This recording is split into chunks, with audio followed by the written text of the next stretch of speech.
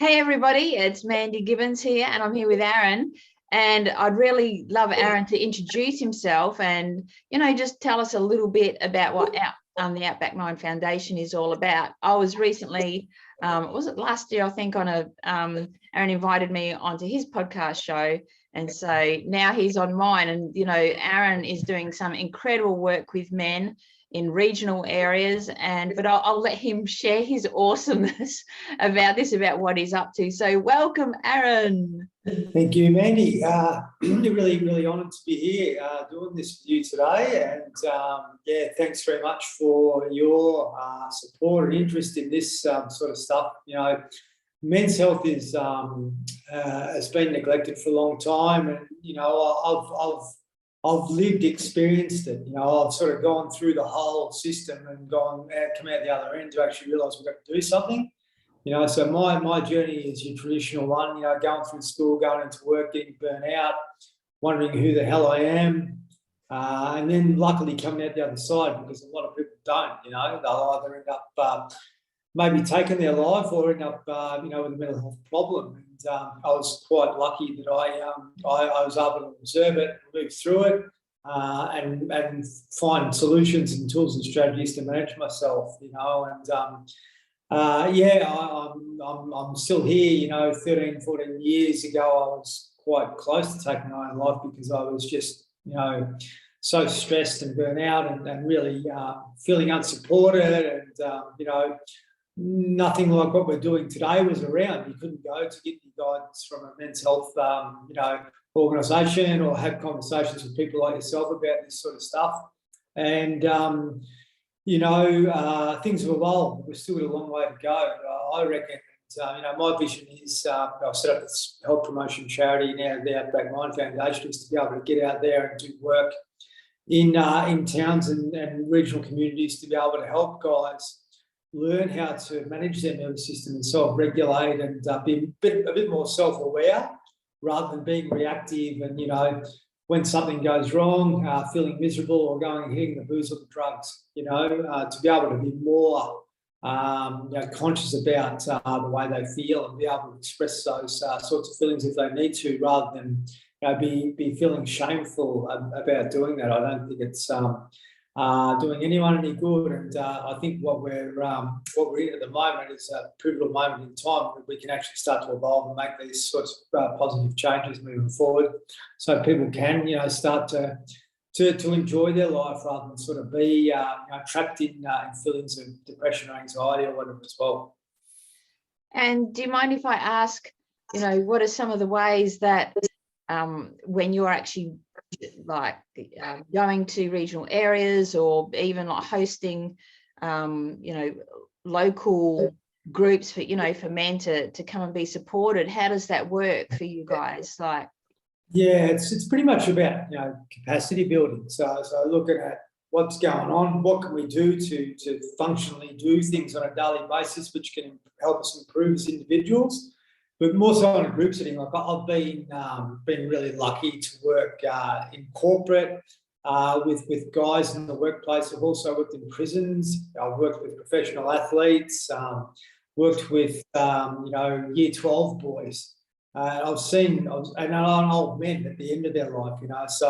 So being able to see the whole gamut of men through the cycle of life and at different levels, and be able to help men understand that we're all actually really connected from our hearts, and being able to get back to that again, giving people tools and strategies on how they can actually start to do that, rather than just give advice which is all above the shoulders. Look at what's actually working below the shoulders, become more in tune with yourself that way. And I've been really lucky, that moment 13, 14 years ago sort of helped me change my life, and I've done lots of self-study, but also lots of study in Eastern cultures, or with Eastern cultures, around what it is to be a human, and how to actually function properly in this lifetime. And that's a lot of the stuff that I wasn't getting through the traditional education system here, and through the university system. I think we're so much more advanced in many ways as humans if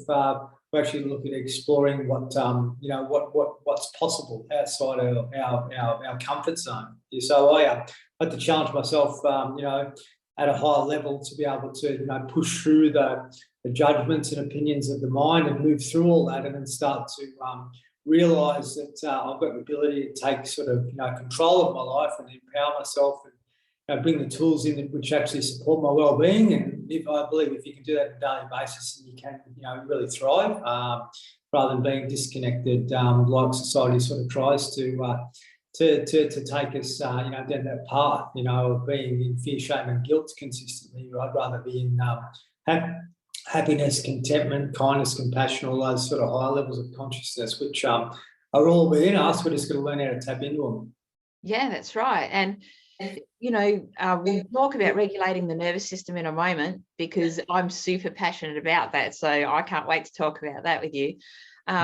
So would you mind sharing a little bit about your own discovery of that, and your own experience of what you were going through, if you can share that, for anyone who's listening to this and watching this, so they can resonate with that or get some insights for themselves into that.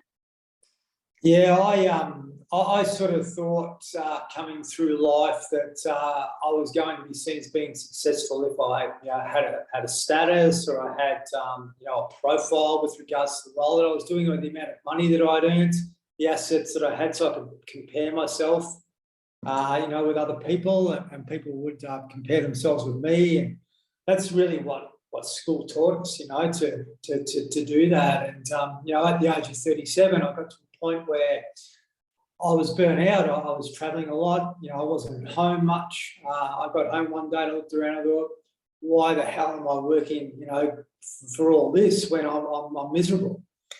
I was really stressed. My employer wasn't supportive of that. I went to a doctor. The doctor said, you can do two things. I can give you medication or you can exercise. And I was lucky, because most doctors would say, take this, So, I was one of those guys which was really self-critical and, always worried about what other people thought about me. That night I got home, and we lived in a country area where we never got junk mail, but in the letterbox that night was a pamphlet for the first 24-hour gym that was going to open in Australia. I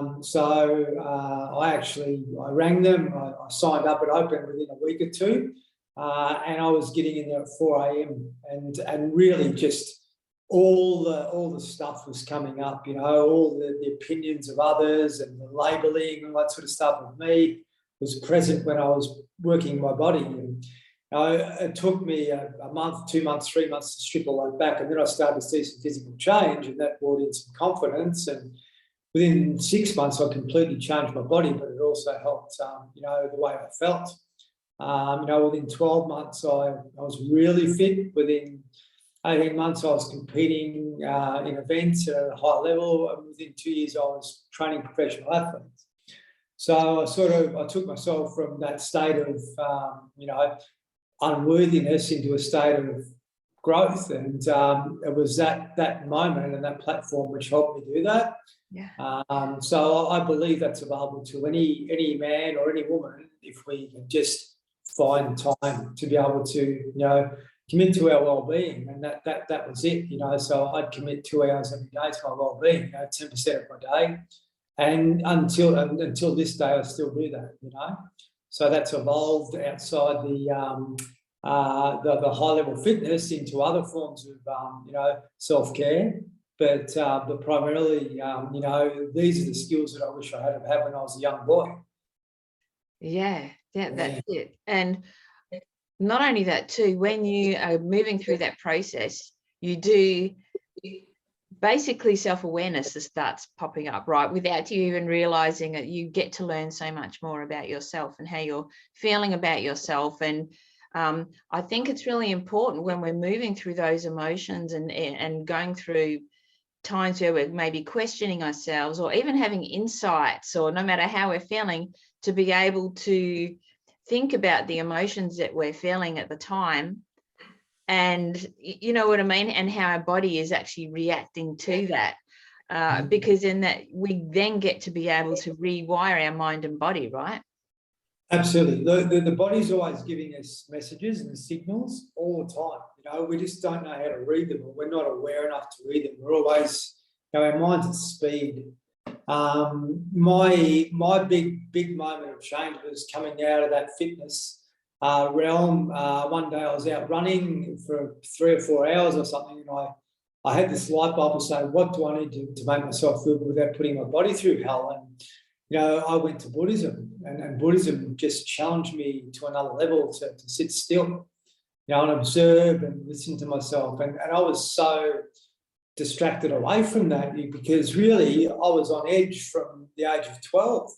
Like, school really made me feel anxious, I guess, and in threat.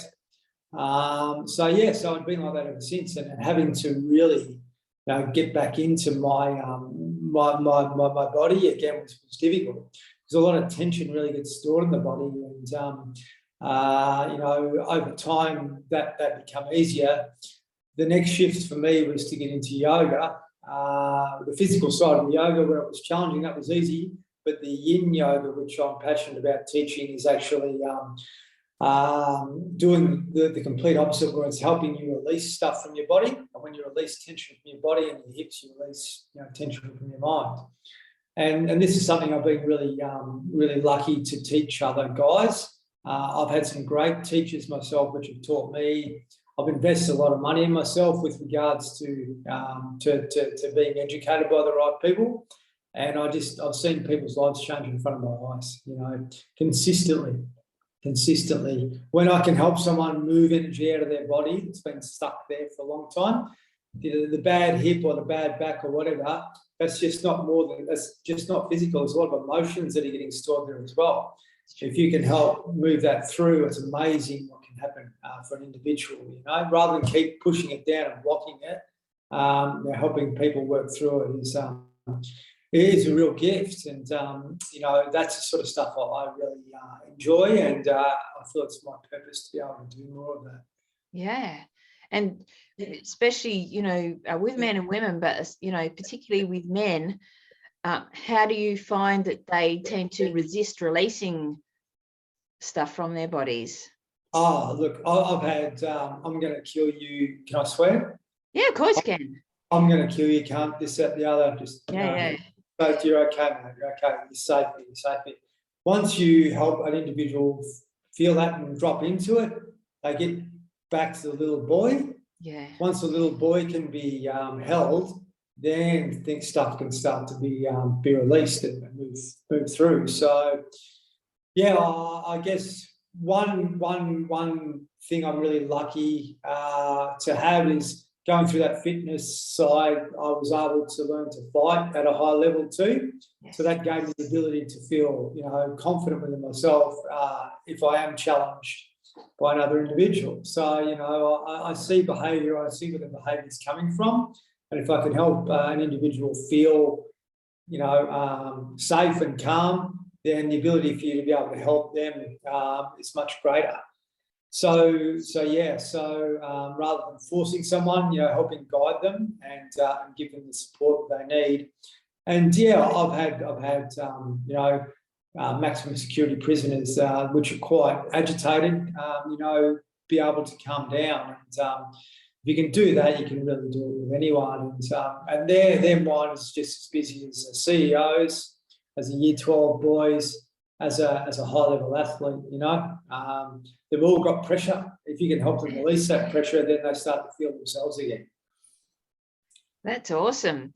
And, when you think about, I feel like actually ringing all those people and saying, get on this podcast with us and tell us your story about this, you know what I mean? Because it's so, I would love to talk to those people to see what that felt like, for them inside, because it's feeling safe within yourself that's a huge challenge for all of us, right? We are programmed to feel so unsafe with our emotions and just how we move through life, right? And so being able to bring that to yourself and that self-compassion and just being able to be kinder to ourselves as we are moving through whatever we're feeling is so powerful. It is, and it's hard, I think the education system's got a lot to answer for. because it's disempowered us away from that. Yeah. You know, it's made us to be reactive rather than be proactive, put a lot of shit on us. You know, to be able to let go of all that is difficult.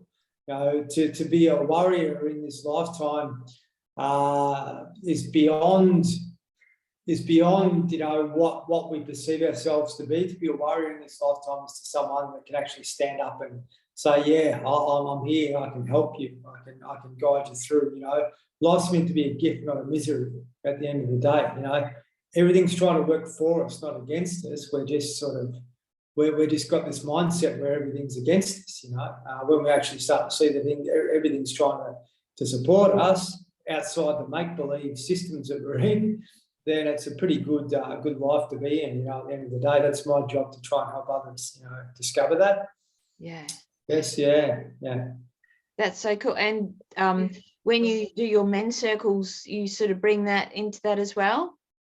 Absolutely, yeah. It's been amazing. I started doing men's circles at the Buddhist Centre in Hobart. You know, when I was down there, when I got into Buddhism, I said to one of the monks, I said, "Oh, what do you reckon? I'll get a few guys in there and we'll run a men's circle."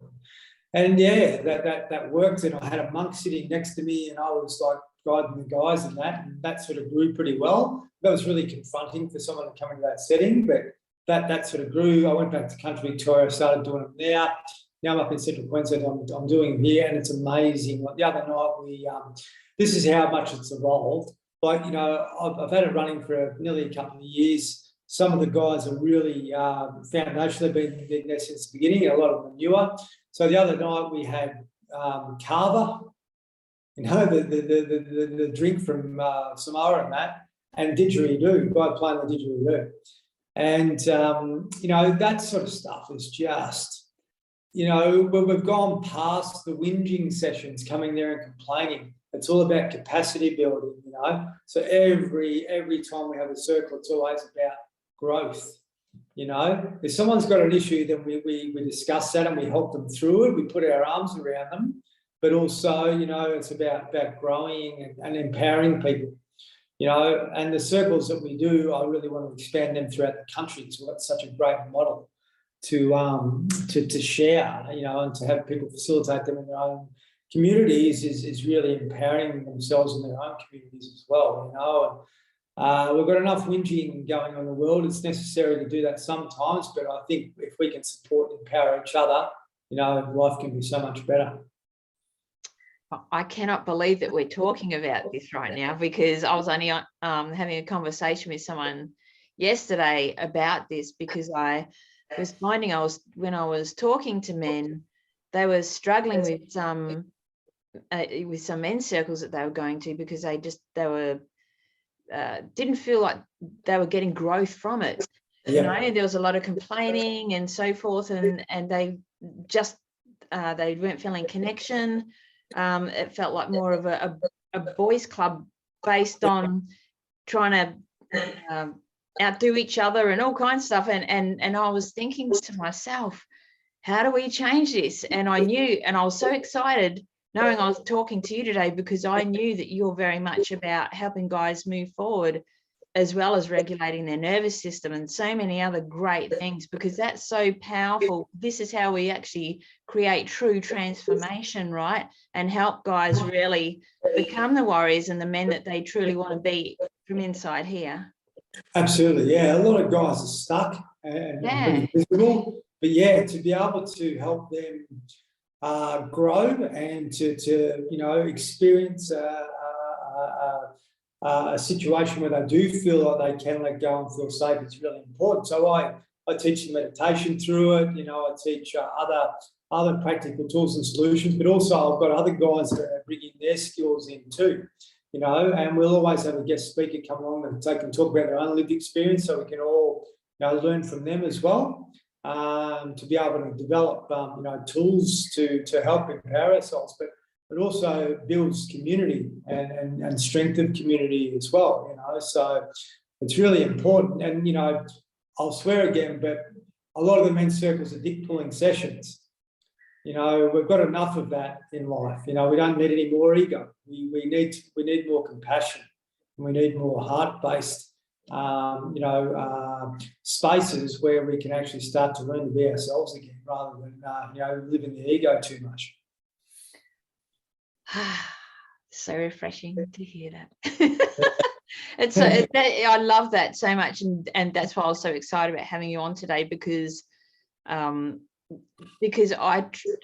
love the model that and just the way that you're bringing this into men's circles, right? Because I really feel like, even because I know also that you're very open in regards to like communication with women and so forth as well, and that's another thing that I found, even with guys with the men's circles, they've actually become more afraid of women via these things. And I'm thinking, well, this isn't a good thing, you know what I mean? Because we want men to be able to feel safe within themselves, safe with men and safe with women too, right?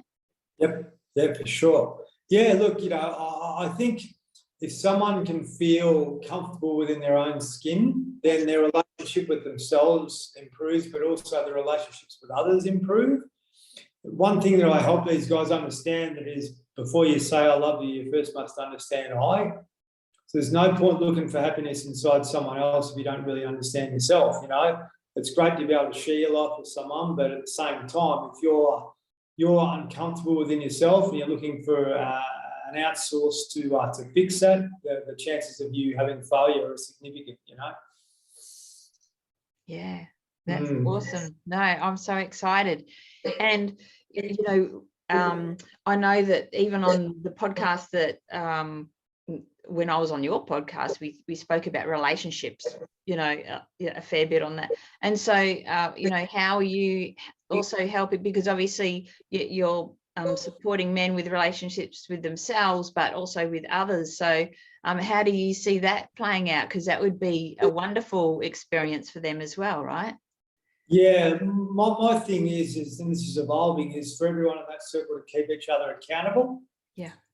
So in the community, if I say that they want to do something, and we're talking to them regularly when we're around to ask how they're going about stuff, but also, just having the ability to have that network and support. And a lot of these guys are, bumping into each other. They become friends. There's a few guys that were quite isolated before, now they're not.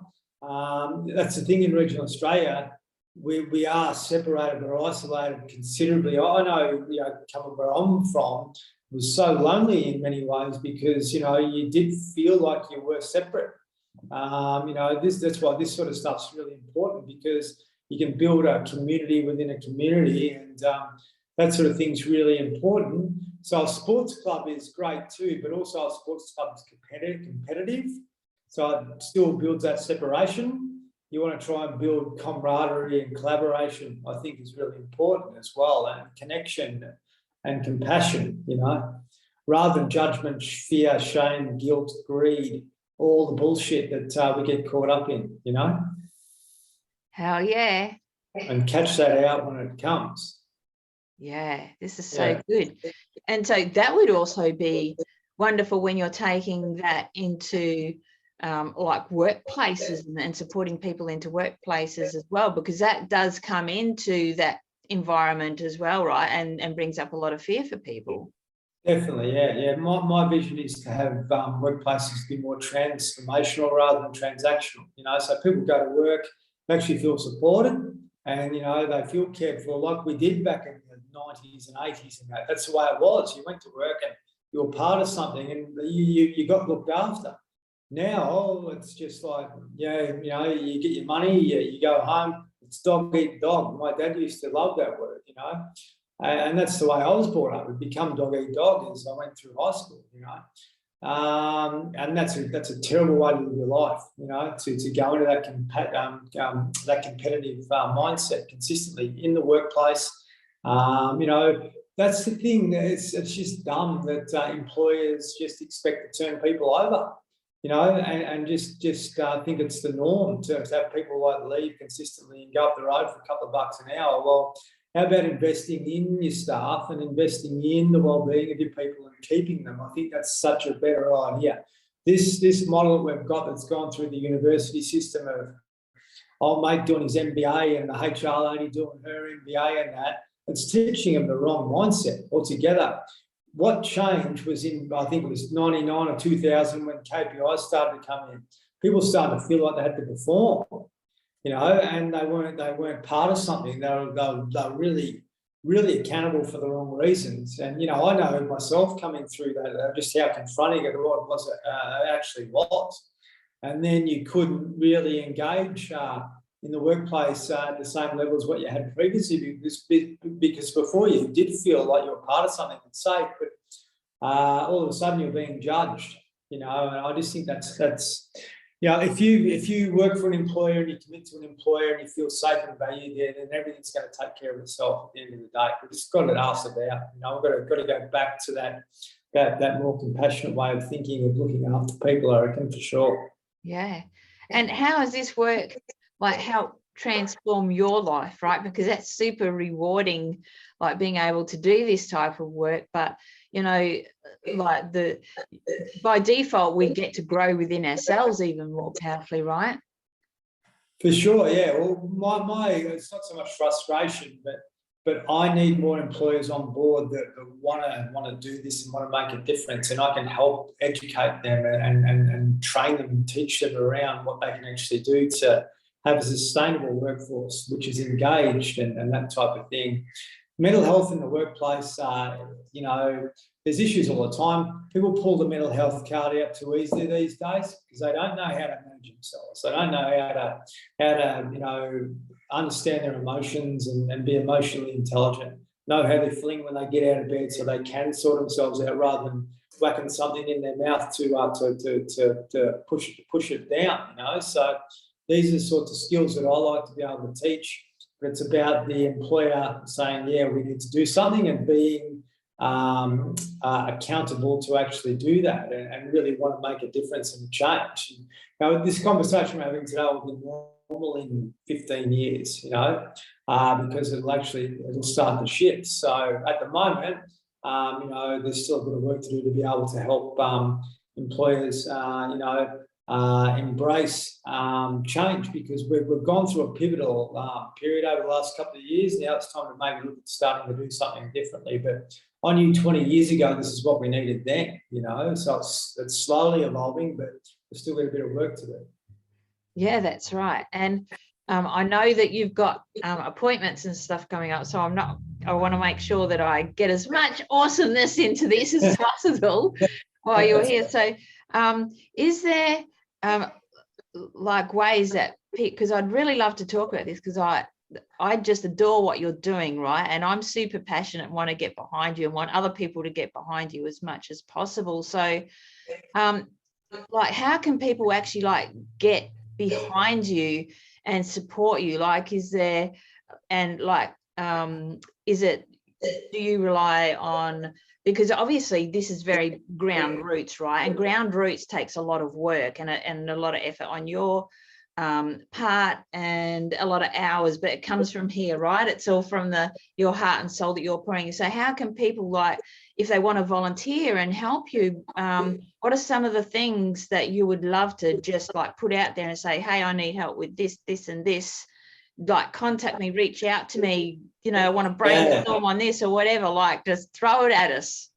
Yeah. On Facebook, we've got an Outback Mind ambassadors page, and that's just one vehicle. But really, I need help with helping find grants, applying for grants, people to be part of the Outback Mind network in their own communities, to be able to build awareness in those regions, for the Outback Mind to potentially be sustainable enough so we can pay people to work in full-time roles in different locations throughout Australia.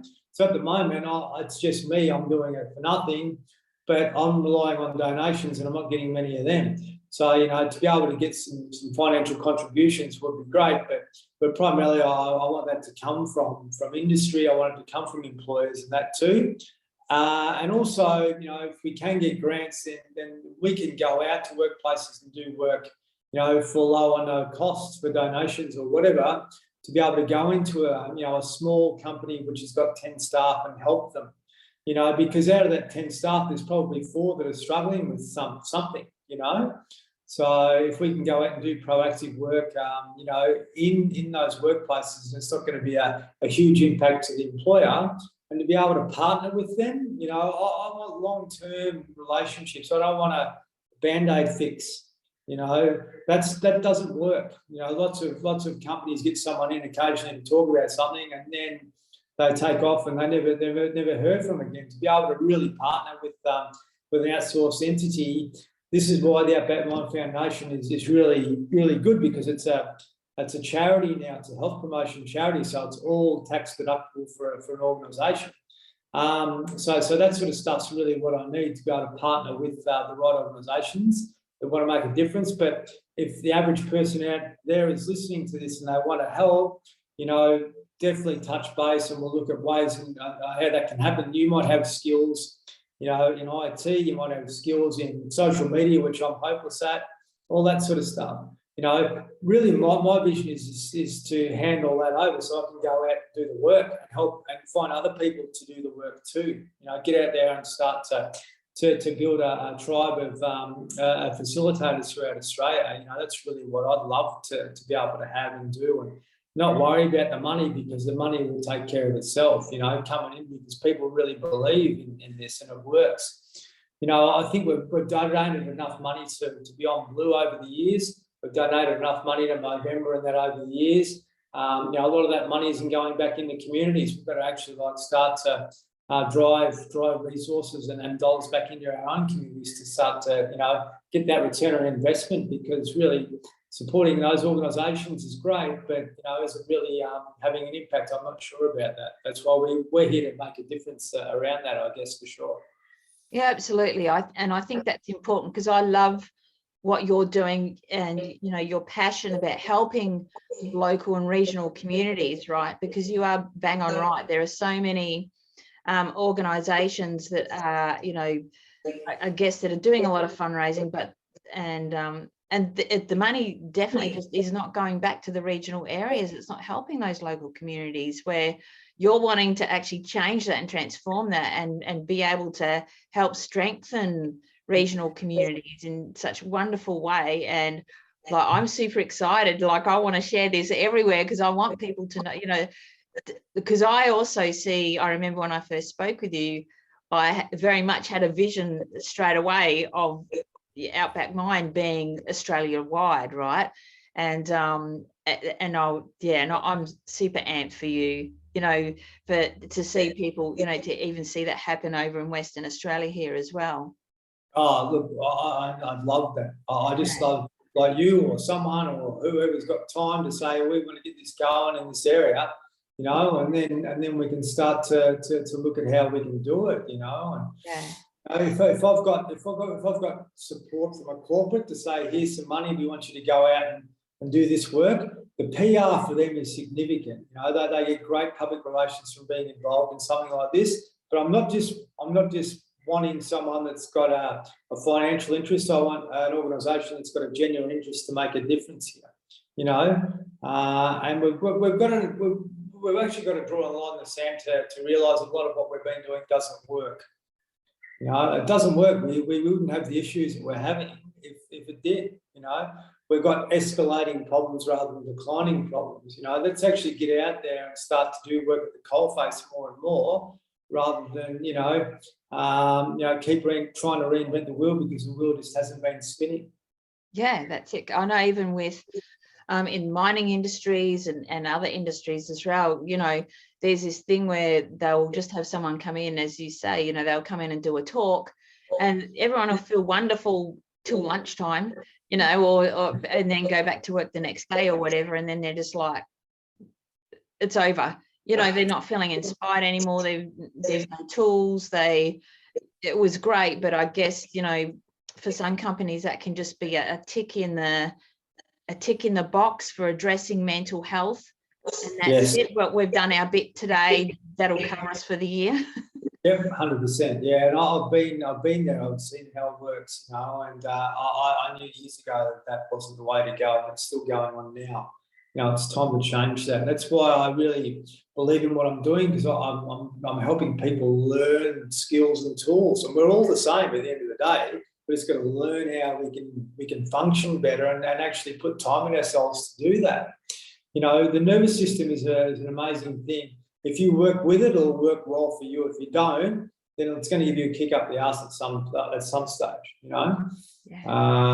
And we're meant to be living in disease, not in disease. We've got this wrong mindset where we're just waiting for something to go wrong, and then we're dealing with it. But if we can start to live more functionally and fluently, then all of a sudden, things work better, above the shoulders and below the shoulders. And if you can feel good within yourself, then, if you're going to go to work, you're going to be better at work, and you're going to be better in your relationship. Just here in Central Queensland, domestic violence is through the roof. I did a lot of work last year in prisons, and the majority of people that were in there for domestic violence issues. Are we doing much to address that? Probably not. We're still punishing people when they do the wrong thing, but we don't know why old mate's misbehaving. To be able to help old mate learn how to calm down is really what I'm about, so they don't misbehave or do things which are detrimental to themselves or others. That's really where we've got an opportunity to turn the corner. That's it. And when you think about that, when you do that, then you're able to break the cycle of that, right, in that person's family, because they might be in prison, but they might have sons or daughters that are at home, you know what I mean, that are not being able to heal from that experience, that they've seen their parents go through or whatever. So it just keeps going on and on and on. Absolutely. I can name 100 people, I reckon, over the last few years that I've actually helped transform to break that cycle.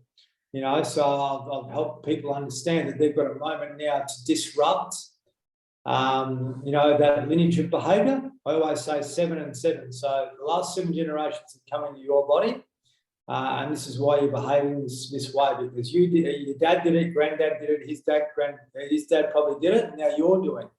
So how about we actually disrupt that now, because you're going to do the same thing to your son and so forth. So a guy a year or two ago, he was in jail with his son. I wasn't involved with this guy directly, but he said he was a career criminal, and his whole family way back was too. He saw an opportunity to say, bang, I'm changing now. So his son got out, his son had a kid, and so he's broken that cycle, from all that. Now he's working, he's doing all these great things. But, if someone can be, helped along the way of feeling like they're supported and they're safe and they're actually important in this lifetime, then all of a sudden you empower them to make a difference, and then that cycle gets interrupted and broken. This colonial model that we work in is all about punishment, so we're going to keep punishing Billy Smith because his dad David Smith did it, and his son Bob Smith's going to do it, and we just got this system of just discontent and disconnection. Let's actually do things now so we can help people rather than just keep punishing them for trauma that's not their fault, because it's just been passed down. And not only that too,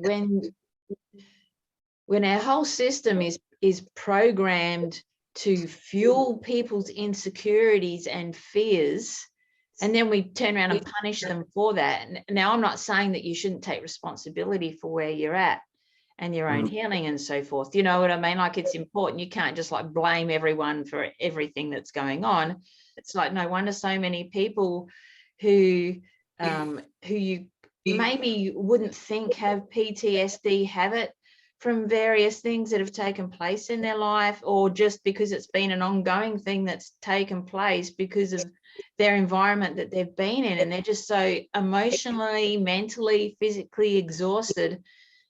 And you'll see people snap because they just don't know what to do. It's not because they're a horrible person or because, you know what I mean, they've just been pushed to the point of no return, that they just don't know how to handle things anymore. Absolutely, yeah, and not being aware of that and not understanding cortisol and where that's spiked and all those sorts of things. So these are things that we can teach practically and help them understand I hope people understand this, rather than actually like just be disconnected from it.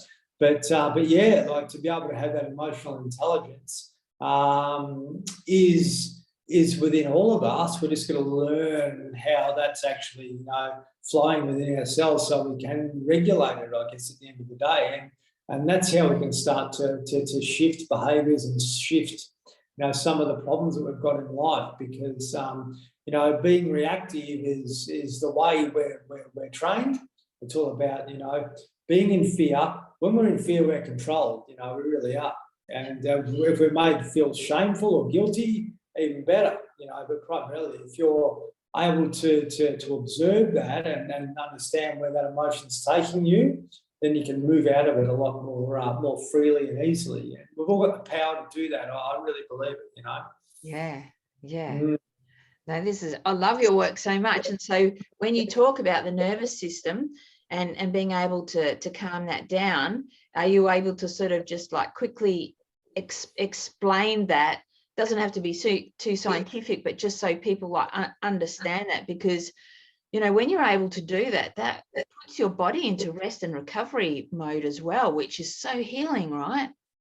Yeah, absolutely. Like I know, like, just say, for example, our hemispheres in our brain, if our right brain's dominant or our left brain's dominant, and we're either depressed or anxious or whatever, and we're going to swing between the two. But if you can get back to more of a neutral mind, you've got nice energy flow, and all of a sudden your body will calm down. It'll start to work more as one rather than being in tension. So to be able to use the tools that you've got within your body, so using the opposite side of your body more often and being aware of that will help your mind become more content.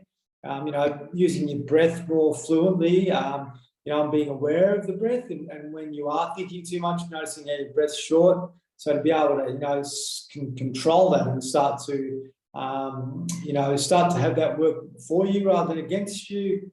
Getting your body working a little bit more functionally.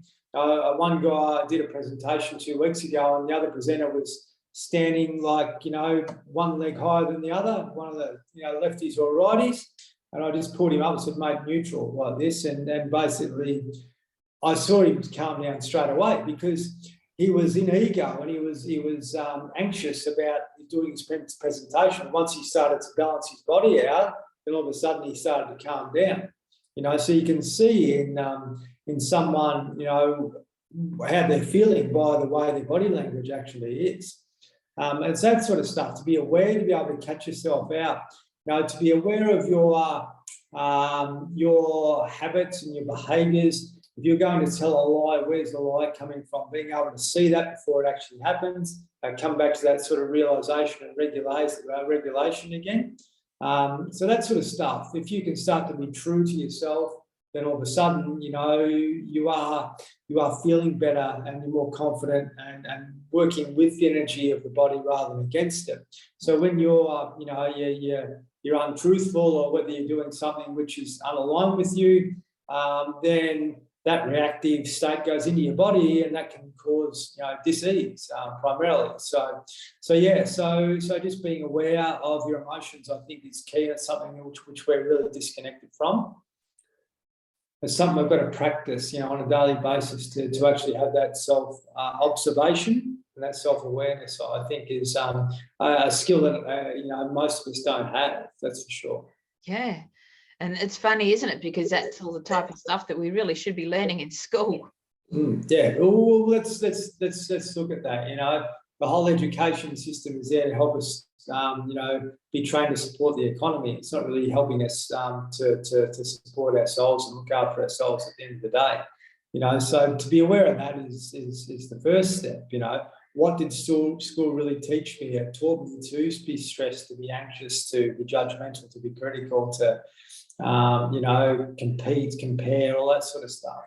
There were some good parts about it, absolutely, but the majority was really putting us in this state of compliance, and we're getting spat out the other end, and we're in this system of debt and disconnection and all that too. And a lot of us go through life and get to the end of it and think, well, what the fuck was that all about? Yeah.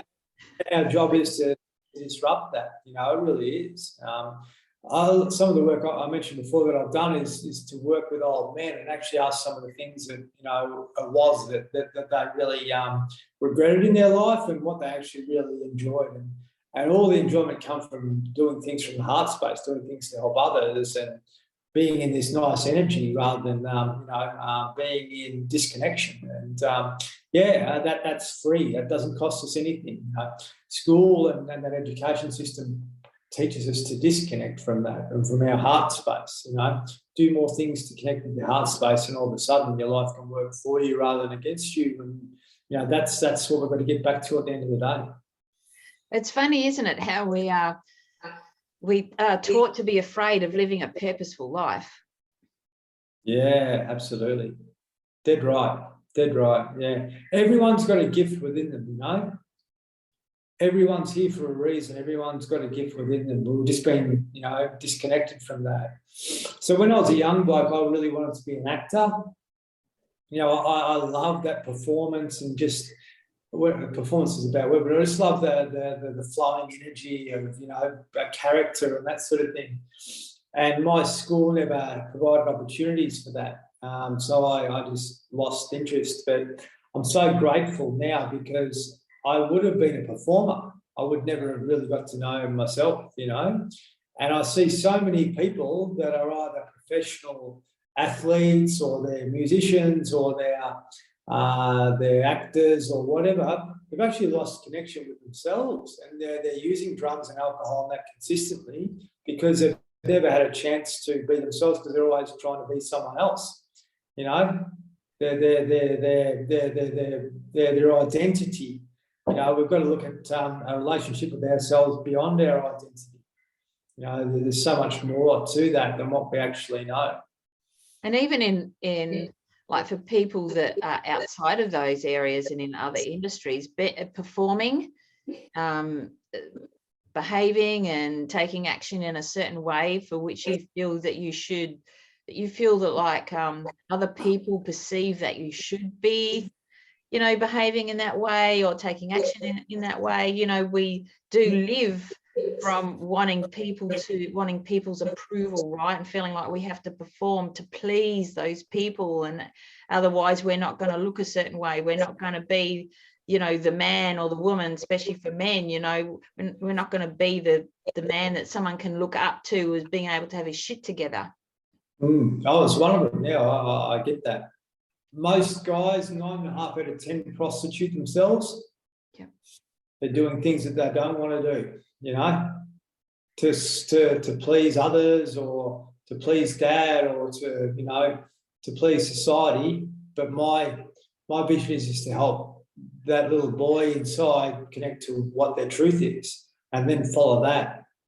And then they can get to the end of life and think, yeah, that was great, rather than, maybe getting to the stage where they get their super and maybe live a few more years and get the caravan and that's it, We can start to actually live our lives now more functionally and freely if we put time and into that and we're conscious of that. Because, I remember when I was 18, I was getting pushed to get private supers then, so I could retire at 50. Well, I'm 50 now and I'm not retired. But, life could have been more enjoyable if I hadn't had that education that we're talking about now back then. Your life is a gift. Your life is a gift. You're here for a reason.